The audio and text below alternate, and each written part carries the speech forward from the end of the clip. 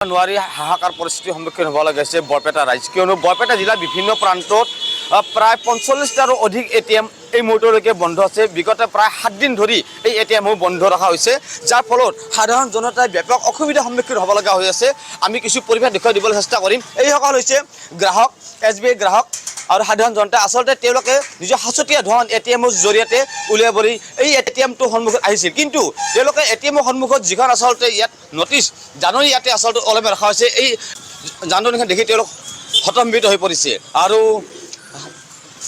বিগত প্ৰায় ৭ দিন ধৰি এই নটিচখন ওলমাই আচলতে এই ATMসমূহ বন্ধ কৰি থৈ দিয়া হৈছে, যাৰ বাবে সাধাৰণ জনতাৰ মাজত হাহাকাৰ পৰিস্থিতিৰ সন্মুখীন হ'ব লগা হৈছে। কিয়নো আচলতে বিভিন্ন প্ৰান্তৰ পৰা দূৰ দূৰণিৰ পৰা লোকসকল আহে আৰু ATMৰ জৰিয়তে ATMৰ পৰা তেওঁলোকৰ সাঁচতীয়া ধন উলিয়াই নিজৰ প্ৰয়োজনীয় সা সামগ্ৰী ক্ৰয় কৰাৰ বাবে তেওঁলোক আচলতে পকেটত টকাবোৰ আচলতে ৰাখিব চেষ্টা কৰিছে, কিন্তু আচলতে তেওঁলোকে টকাবোৰ আচলতে উলিয়াব পৰা নাই আৰু উলিয়াব নোৱাৰি ঘোৰ বিপদত পৰিছে বুলি ক'ব লাগিব।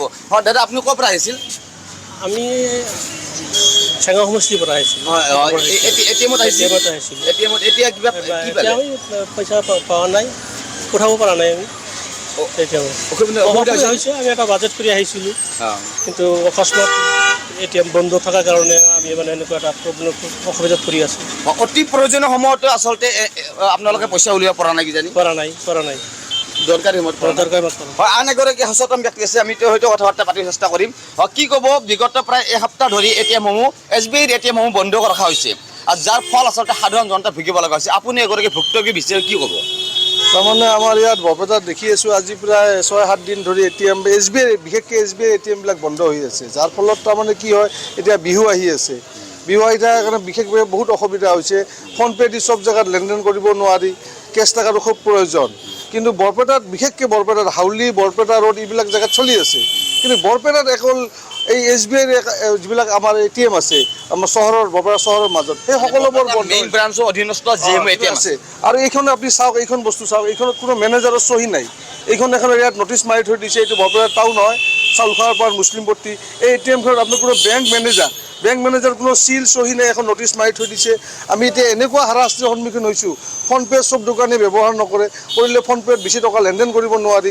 বিহু আহি আছে, এতিয়া আমাৰ বহুত অসুবিধা হৈছে। গতিকে আপোনালোকৰ সংবাদ মাধ্যমৰ জৰিয়তে মই এইটো ক'ব বিচাৰিছোঁ যে আমাৰ বৰপেটা আয়ুক্ত মহোদয়ক বিশেষকৈ মই অনুৰোধ জনাম যে তেওঁ এই বস্তুটোৰ ওপৰত অলপ গুৰুত্ব সহকাৰে লৈ বেংক মেনেজাৰৰ লগত কথা পাতি এই বিষয়টো যিমানে পাৰে 2 এদিনত সমস্যাটো সমাধান কৰি দিয়ে, আমাক ৰাইজক যাতে এই পইচাটো উলিওৱাত সুবিধা হয়, তাক উপকৃত কৰাৰ কাৰণে মই আপোনাৰ সংবাদ মাধ্যমৰ দ্বাৰা এইটো অনুৰোধ জনালোঁ। ধন্যবাদ।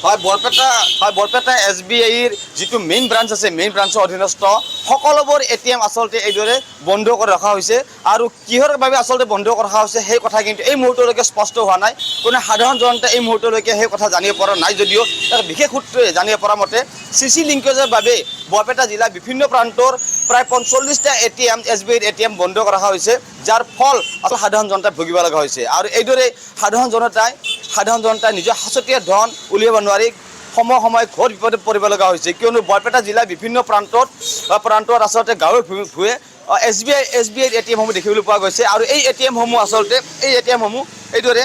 এইদৰে কোনো ধৰণৰ আচলতে আগতীয়াকৈ জাননী প্ৰেৰণ নকৰাকৈ, আগতীয়াকৈ গ্ৰাহকক কোনো ধৰণৰ জাননী নিদিয়াকৈ এইদৰে বন্ধ কৰি ৰখা হৈছে, যাৰ বাবে এই সাধাৰণ জনতা আচলতে বিপদত পৰিব লগা হৈছে। আৰু বিশেষকৈ এইটো কথা ক'ব লাগিব যে বৰপেটা জিলাৰ যিসমূহ বেংক আছে, এই বেংকসমূহৰ সকলোতকৈ অধিক ATM আছে SBIৰ, আৰু এই SBIৰ ATMৰ জৰিয়তে সাধাৰণ জনতাই টকা উলিওৱাৰ ক্ষেত্ৰত তেওঁলোকে কিছু ক্ষেত্ৰত আচলতে সফল হৈছিল, কিন্তু সাৰ্থক হৈছিল, কিন্তু তাৰ পাছত আচলতে দেখিবলৈ পোৱা গৈছে এই ATMসমূহ বৰ্তমান বন্ধ কৰি ৰখা হৈছে। আৰু বন্ধ কৰি ৰখা হেতুকে নগদ যিটো লেনদেন, এই নগদ লেনদেনৰ ক্ষেত্ৰত ব্যাপক অসুবিধাৰ সন্মুখীন হৈ আছে। আৰু এইদৰে আচলতে বৰপেটা জিলাৰ বিভিন্ন প্ৰান্তত থকা যিসমূহ ATM আছে, এই ATMসমূহ কোনো ধৰণৰ কাৰণ নোহোৱাকৈ, ৰাজ্যক কোনো ধৰণৰ কাৰণ অৱগত নকৰাকৈ, আগতীয়াকৈ অৱগত নকৰাকৈ এইদৰে বন্ধ কৰি ৰখাৰ ফলত সাধাৰণ জনতাই নগদ লেনদেনৰ ক্ষেত্ৰত ব্যাপক অসুবিধাৰ সন্মুখীন হ'ব লগা হৈছে। আৰু অতি শীঘ্ৰেই এই ATMসমূহ পুনৰ